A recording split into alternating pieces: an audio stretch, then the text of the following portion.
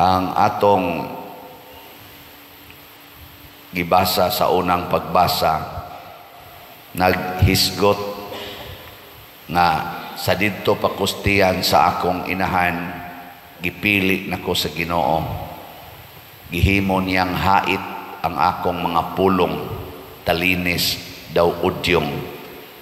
Sa ato pa mo mudot gyud ba nya kinsa man ning gipasabot ani sa panagna, hibaw mo kinsa man ning talinis pas udyong ang mga pulong. Kusga si Jesus niya talinis pa man daw udyong sa inyong paminaw, nadutlan mo gilingi ay mong tupad ing nadutlan na kaspulong sa Ginoo. Mao na nga kanabitang magwali ko niya, maghatag kog recollection, daghan kay moingon biliba ginako nimo padiroy, daghan kay nangaigo sa imong wali. Nako naay daghang naigo pero dili gyud madutlan, di ba? Daghan man kayong maigo god, apil na gani ko akong nagwali pero di madutlan.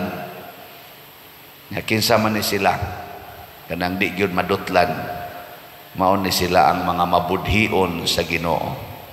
Si Judas siging kuyog sa Ginoo, siya pa gyud mao gitagaan sa puntil para sa kwarta sa ilang kapunungan. Gakaon siya tipon sa Ginoo, higda tipon sa Ginoo, nagbudhi lang yapon. Sige, lingi ay mong tupad ikaduha ing na kay plano nga magbudhi ni Jesus. Nananakay plano. Oy, daghan kay nato mga mabudhion. Kana bang mabudhion, kana bang ang imong gisulti ngadto sa Ginoo nindot kaayo, pasalig yun nga mosunod kaniya, pero tuad ay ka mosunod si Yawa.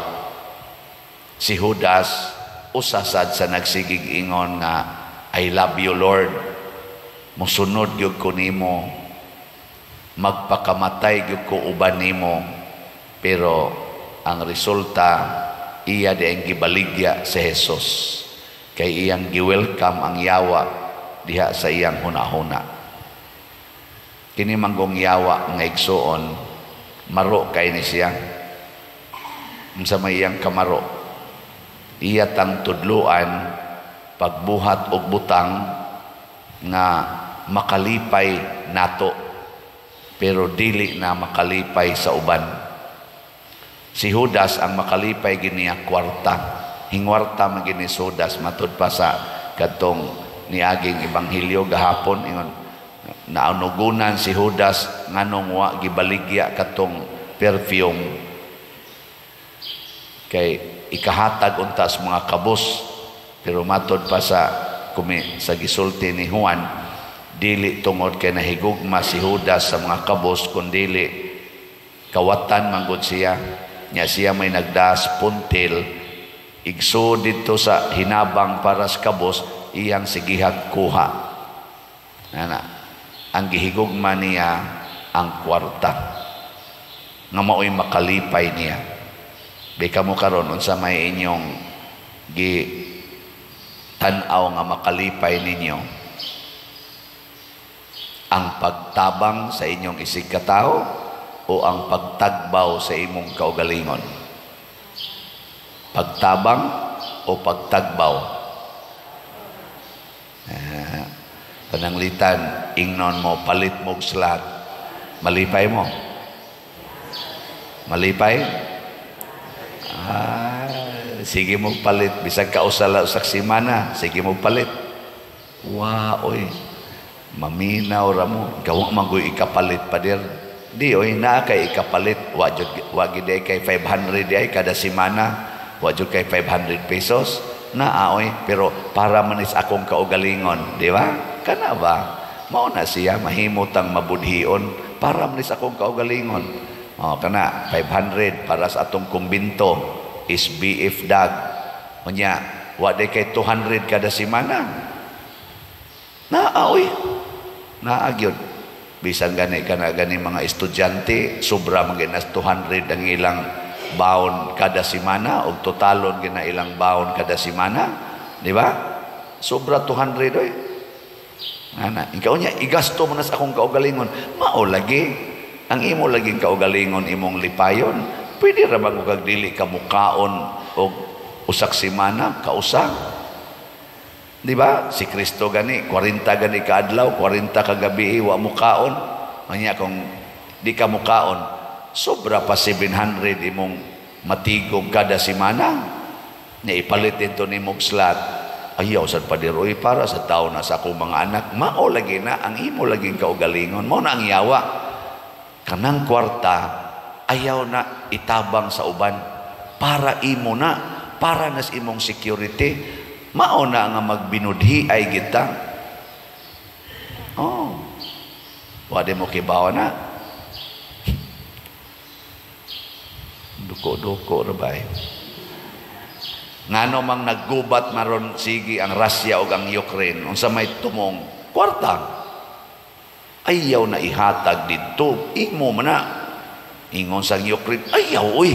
Unsa ka diya? Imo guna. Gubata. Gubat. Wala pati pinatianay. Nganong gagubat mang Israel o ang Hamas. Mao gyapon, kwarta gyapon, wealth. Imo guna. Nganong sigihan mo tagpasirit anang tubig diha sa kanang ang dagat diha padung adto China. Kag ilog amo ni nganong marim ka diri. Amo ni. Ba? Pero unsa may gipakita ni Hesus ang paghatag hasta sa nagbudhi niya gihatag niya nagtuslob siyang pan gihatag niya sa nagbudhi kaniya. Nya sa dihang nisod na ang yawa. Nakahibaw mas Hesus nga nisod na ang yawa ni Judas pasabot. Iyan naman tong gibaligya si Hesus. Iyan na tong gisaad ba nga iyang gibaligya. Nagsabot na to sila sa mga pari katong galagot ni Hesus. Paghatag ni Hesus atong pag-last supper, paghatag ni Hesus sa pan ngadtong Judas, gesture of love. Ang nisod sa hona-hona ni Judas ang pagbudhi. Ang iyang gi-return sa gugma ni Kristo niya mao ang pagbudhi. Pero unsa may gisulti ni Hesus ngadtong Judas? Sabi yang giingon, naminaw mo? Pag sud gyud siyawa niingon dayon si Hesus. Sa tiyang ingon, buhata dayon ang buot mong buhaton. Wa gyud libak ka ni Hesus si Judas paglakaw sa katong animal kay bawo ba mo ato? Mao na to'y buhaton atong animal nako. Kahibaw nako ato. Wa gyud kay iya yung girespetuhan si Judas. Munang sila diri sige na lag bana-bana. Unsa kay pabuhat ato mo palit baka to pagkaon na baka to ihatag sa mga kabos. Wa gyud libak ka ni Hesus.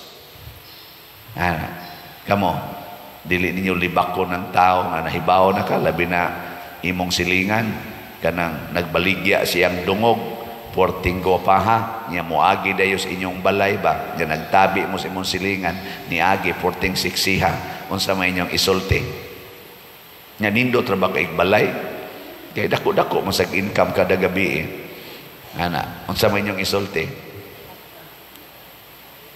inigagi ba oy magtinabi ay kanto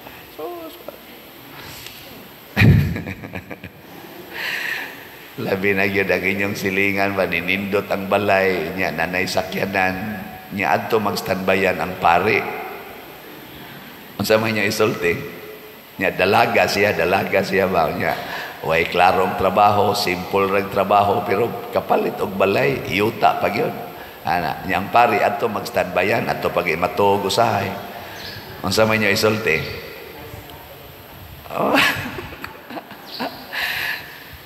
ay magsigig libak si Kristo nahigugma ni Judas wa manglibak ni Judas si Judas gibudhian si Jesus nang libak ni Jesus ngadtos mga high priests. Ana,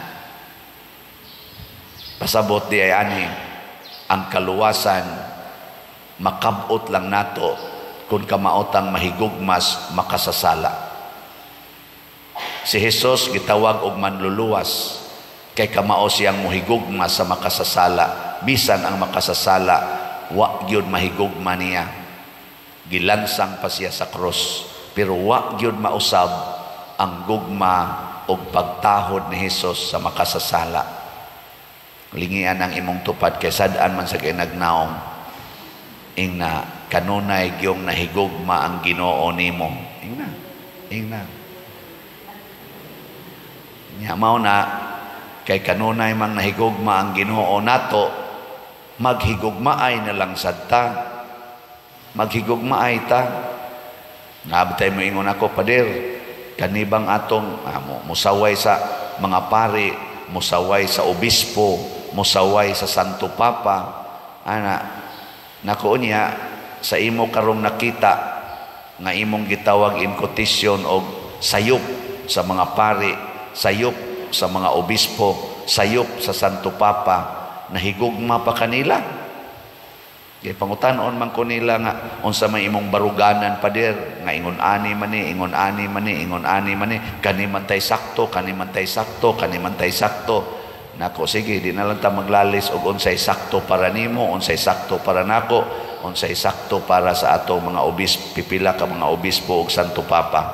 Ang ako lang pangutana, nakita man nimo nga wa nakakauyon sa ilang gibuhat, unsa man nahigugma pa kanila o dili na?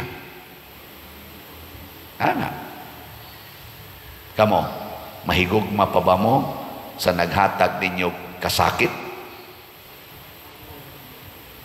Tubag gibuwag ka na magay mo.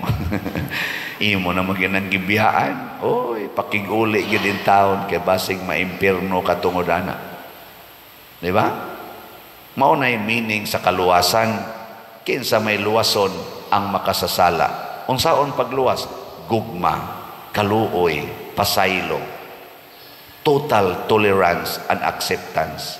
Mo nang doon na gitay prinsipyo nga para nako nindot yun kayo ni naningkamot yun ko nga mao ni akong puyan, bahala nag-usahay or kadaghanan dili nako mapuyan, at least makabalik ko. Unsa may prinsipyo? Hate the sin, love the sinner. Okay. Ingna imong tupad be, ingna atong memorizon ha. Ingna hate, sige, kusgari di go. Hate the sin, love the sinner. Nindota ng prinsipyo ha. Ngayon sa may mahitabo, ang kanang tao nga sigigdaot nimo sama ni Jesus ang iyang gibuhat, tagai siya priority sa imong gugma. Moto nga ang gituslob ni Kristo wa gid niya gihatag sa lain didto yung Judas, kay mag-anam tag kadako atong sala, mag-anam sad og kadako ang gugmas Ginoo para nato. Pero di lang ta magsalig nga naman inigkamatay nato anha diha ang final judgment. Samtang buhi pa ta, wa gyoy kinutuban ang gugma og pasaylos Ginoo, open 24/7. Pero kung mamatay na ta, muhunong na ni atong ginhawa, ang musud na sad, mao na sad ang justice of God, ang iyang pagka-just judge. Muna samtang naa pa mo'y 500 pamalit na mugslag, ayaw mo pagdinaw sa atong manggihatagon na Ginoo, di ba? Daw lang yun kaitas tanan. So naama ka mo'y 500 karon, og nasad mo'y 200, 700 tanan, palit na mo. Pila na may atong halin sa atong SBF dag para sa atong kumbinto. Gamay pa yung taon tong halin, pero daghan-daghan na biyani, pero gamay pa yun kung atong susihon. 16,609 ka slots na ang atong halin. Nya naa pay 43,391 slots nga available.